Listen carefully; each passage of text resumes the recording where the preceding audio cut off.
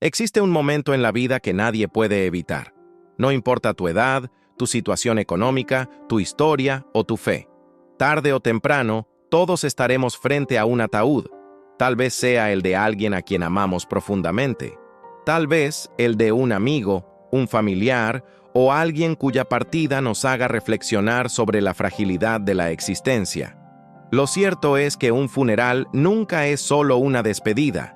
Revela lo que realmente hay dentro del corazón humano. Es curioso que pasemos años aprendiendo a celebrar la vida, pero casi nunca aprendamos a enfrentar la muerte de la manera que Dios nos enseña. Crecemos observando tradiciones familiares, costumbres religiosas y prácticas culturales que se repiten de generación en generación. Hacemos muchas cosas simplemente porque siempre vimos a otros hacerlas. Rara vez nos detenemos a preguntarnos, ¿realmente esto está de acuerdo con la Biblia? Tal vez esa sea una de las razones por las que tantas personas salen de un funeral exactamente igual que como entraron. Lloran, abrazan a sus familiares, participan en la ceremonia y regresan a casa sin darse cuenta de que Dios quería enseñarles algo mucho más grande en ese momento. La muerte siempre habla. La pregunta es si estamos dispuestos a escuchar. La propia Escritura afirma algo que puede parecer extraño para quien nunca ha reflexionado profundamente sobre este tema. En Eclesiastés está escrito que es mejor ir a una casa de luto que a una casa de banquete, porque la muerte es el destino de todos los seres humanos, y los vivos deberían reflexionar sobre esa realidad. Esta declaración cambia por completo nuestra perspectiva. Dios no está exaltando la tristeza. Está mostrando que existen verdades que solo se aprenden cuando somos confrontados con la brevedad de la vida. Precisamente por eso, un funeral puede convertirse en uno de los momentos más importantes del camino espiritual de una persona. Allí desaparecen las distracciones. El orgullo pierde fuerza. Los planes para el futuro parecen menos importantes. Todo aquello que parecía urgente deja de tener relevancia por unos instantes. Y, por primera vez en mucho tiempo, nos vemos obligados a recordar que nuestra vida también tiene un final. Pero hay un problema que casi nadie percibe. En momentos de profundo dolor, nuestro corazón se vuelve extremadamente vulnerable.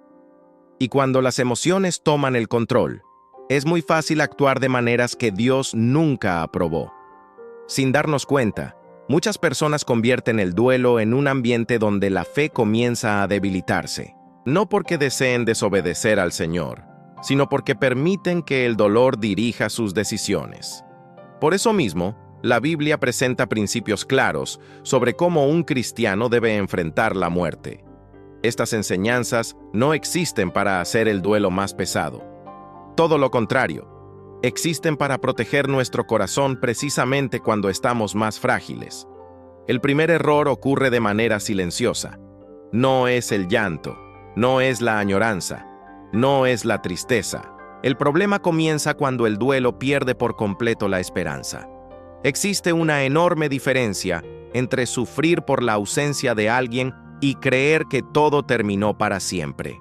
El mismo Jesús mostró tristeza ante la muerte de Lázaro. La Biblia registra que lloró frente a la tumba de su amigo. Eso demuestra que Dios no condena nuestras lágrimas. Él conoce el dolor humano mejor que nadie. Pero hay algo muy interesante en ese episodio. Jesús sabía exactamente lo que haría unos minutos después. Sabía que Lázaro volvería a la vida. Aún así, lloró. Eso nos enseña que la esperanza no elimina el dolor. Simplemente impide que el dolor destruya nuestra fe. Lamentablemente, muchas personas viven el duelo como si Dios hubiera perdido el control de la situación. Empiezan a decir que su vida terminó, que nunca volverán a encontrar alegría, que Dios fue injusto o que ya no existe ninguna razón para seguir adelante. Esas palabras pueden parecer solo un desahogo emocional, pero revelan algo mucho más profundo.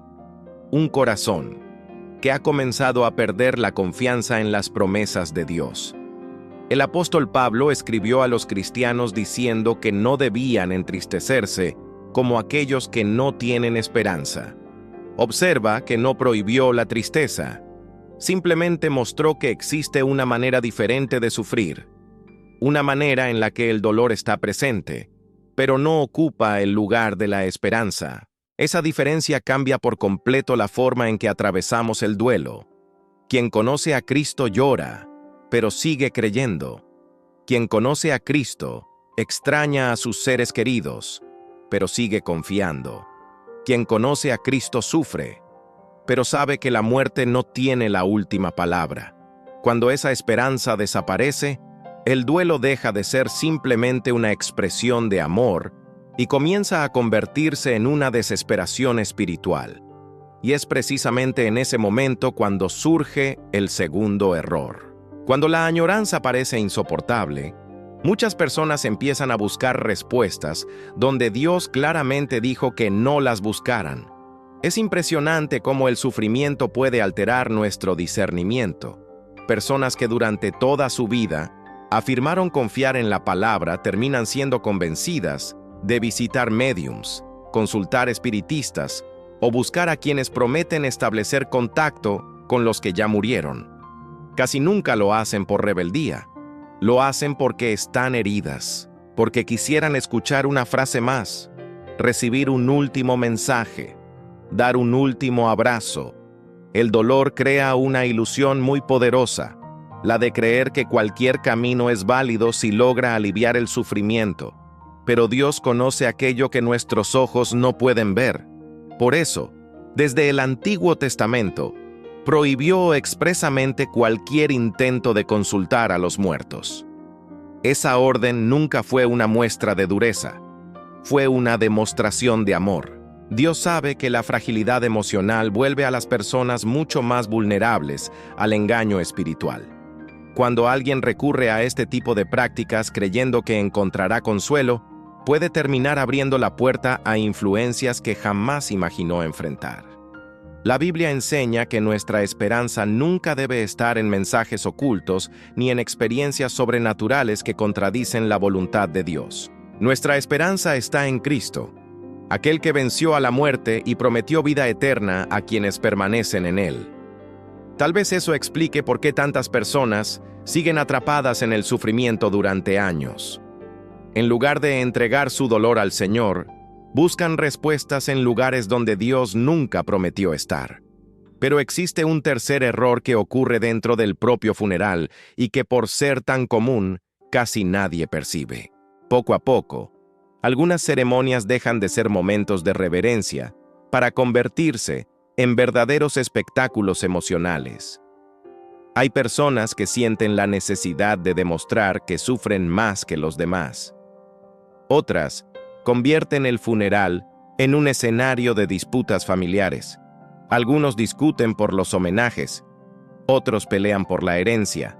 Hay quienes compiten por demostrar quién amaba más al difunto y, sin darse cuenta, aquello que debería señalar hacia Dios comienza a girar alrededor del orgullo humano. Es impresionante cómo incluso el dolor puede utilizarse para alimentar el ego. Mientras todos deberían estar reflexionando sobre la eternidad, muchos solo están preocupados por la imagen que proyectan ante los demás. El funeral deja de ser un momento de humildad y se convierte en un escenario. Pero Dios nunca quiso que fuera así. Cada despedida debería acercar nuestro corazón más a Cristo y no más al orgullo. Y existe un cuarto error que nace precisamente de ese ambiente cargado de emociones. Un error silencioso, profundo y devastador, capaz de mantener a una persona prisionera durante muchos años.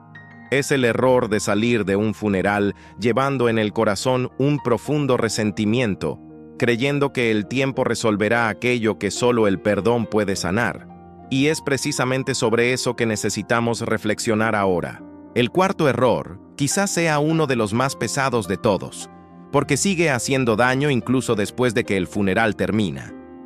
Mientras el cuerpo es colocado en la tumba, muchas personas también entierran la oportunidad de conceder el perdón. Llegan cargando años de resentimiento, palabras que nunca dijeron, reconciliaciones postergadas y heridas que creían que todavía tendrían tiempo de sanar. Entonces, de repente, descubren que ese tiempo se terminó. Es común pensar que la muerte pone fin a todos los conflictos, pero no es así. La muerte no los termina. Simplemente impide que haya nuevas conversaciones. El resentimiento sigue vivo en el corazón de quien permanece. La amargura no desaparece cuando alguien muere. Al contrario, muchas veces se vuelve aún más profunda. Tal vez conozcas a alguien que nunca logró perdonar a un padre, una madre, un hermano o un amigo que ya partió. Lleva en su corazón un peso silencioso, creyendo que ya no existe solución. Pero la Biblia enseña algo completamente diferente. El perdón nunca depende de la presencia de la otra persona. El perdón es una decisión delante de Dios. No cambia el pasado, pero transforma a quien decide obedecer. Jesús enseñó que debemos perdonar porque un corazón atrapado en el resentimiento difícilmente puede experimentar la verdadera paz. Cuando nos negamos a perdonar, permitimos que un dolor antiguo siga controlando nuestro presente. Un funeral debería ser un momento para recordar que la vida es demasiado corta para alimentar el odio. ¿Cuántas familias permanecen divididas durante décadas porque nadie tuvo el valor de dar el primer paso? ¿Cuántos hermanos dejan de hablarse incluso delante del ataúd de sus propios padres? ¿Cuántos hijos lloran la pérdida de un ser querido mientras al mismo tiempo cargan con una culpa que podría haberse resuelto mediante una conversación sincera? La muerte nos recuerda que el mañana nunca está garantizado. Por eso, una de las mayores lecciones que deja un funeral es comprender que el mejor momento para amar, reconciliarse y pedir perdón siempre es hoy. Pero existe un quinto error que también pasa desapercibido para muchas personas. En prácticamente todas las culturas existen tradiciones relacionadas con los funerales. Algunas son simplemente muestras de respeto. Sin embargo, otras están cargadas de creencias que no encuentran fundamento en la palabra de Dios. Objetos colocados dentro del ataúd, rituales específicos, supersticiones sobre lo que debe o no debe hacerse, e incluso la idea de que ciertas prácticas pueden alterar el destino eterno de una persona. A primera vista, todo eso parece inofensivo. Después de todo, muchos dicen que solo están siguiendo la tradición familiar. Pero hay una pregunta importante que todo cristiano debería hacerse. ¿Mi confianza está en Cristo o en las tradiciones humanas? La Biblia enseña que nuestra esperanza jamás debe depositarse en objetos, ceremonias o prácticas religiosas. La salvación nunca depende de un ritual realizado después de la muerte. Depende exclusivamente de la obra que Jesús realizó en la cruz. Cuando alguien empieza a creer que un objeto posee poder espiritual, que una tradición garantiza el descanso eterno o que determinada práctica puede cambiar aquello que Dios ya decidió, sin darse cuenta está apartando la mirada de aquel que verdaderamente venció a la muerte. Ese es uno de los peligros más sutiles de la religiosidad. Mantiene la apariencia de fe, pero desplaza el centro de la confianza. Poco a poco, Cristo deja de ocupar el primer lugar y las tradiciones pasan a controlar aquello en lo que las personas creen. Por eso el Evangelio siempre nos invita a volver a la sencillez de la fe. Nuestra esperanza no está en los símbolos. Nuestra esperanza está en Jesús.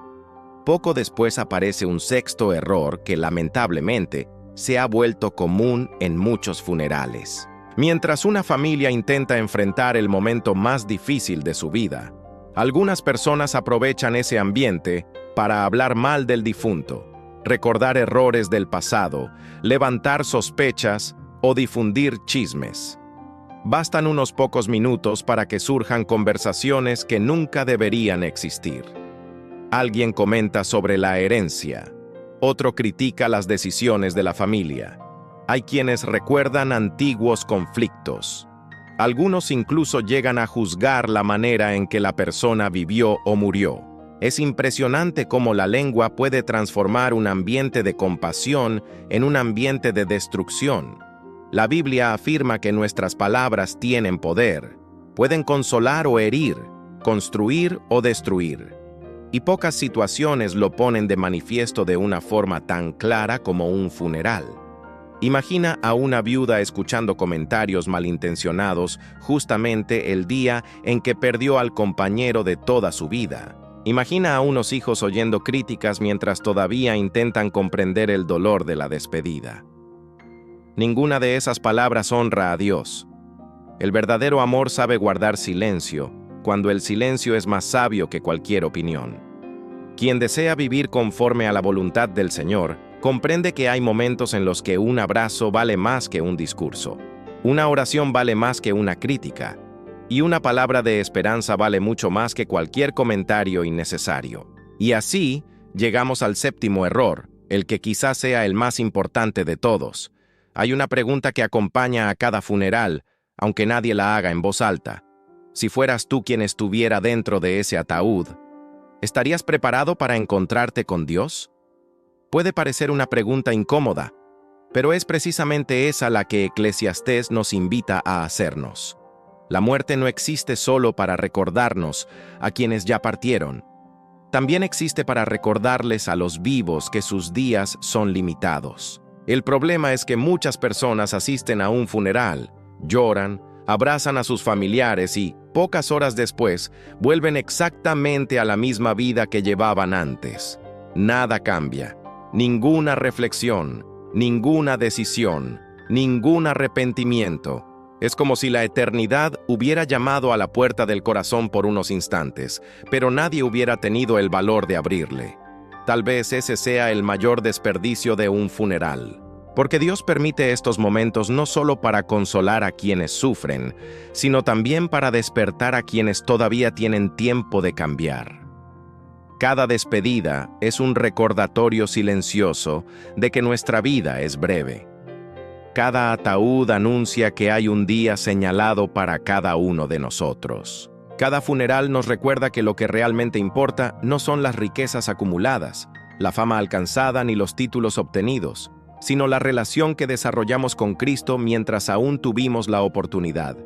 La pregunta más importante nunca será ¿cuántos años vivió una persona? La verdadera pregunta será ¿cómo vivió? Y esa misma pregunta también será hecha acerca de nosotros. ¿Cómo estás viviendo hoy? ¿Tu fe está basada en Cristo o solamente en hábitos religiosos? ¿Hay alguien que necesita recibir tu perdón? ¿Hay algún pecado que sigues posponiendo abandonar? ¿Hay alguna decisión espiritual que continúas dejando para mañana? La mayoría de las personas cree que siempre habrá más tiempo, pero ninguno de los que ya partieron imaginaba que ese sería su último día. Esa es la gran lección que nos deja un funeral. Rompe nuestra ilusión de control y nos recuerda que la eternidad no es un asunto lejano. Está mucho más cerca de lo que imaginamos. Por eso, no desaproveches esta oportunidad. Permite que la realidad de la muerte fortalezca tu esperanza en la vida eterna, que despierte en ti una fe más madura, un corazón más dispuesto a perdonar, una vida más comprometida con la palabra y una confianza aún mayor en Jesucristo. Cuando comprendemos esto, el funeral deja de ser solo un momento de despedida. Se convierte en un llamado a vivir con sabiduría, mientras todavía hay tiempo.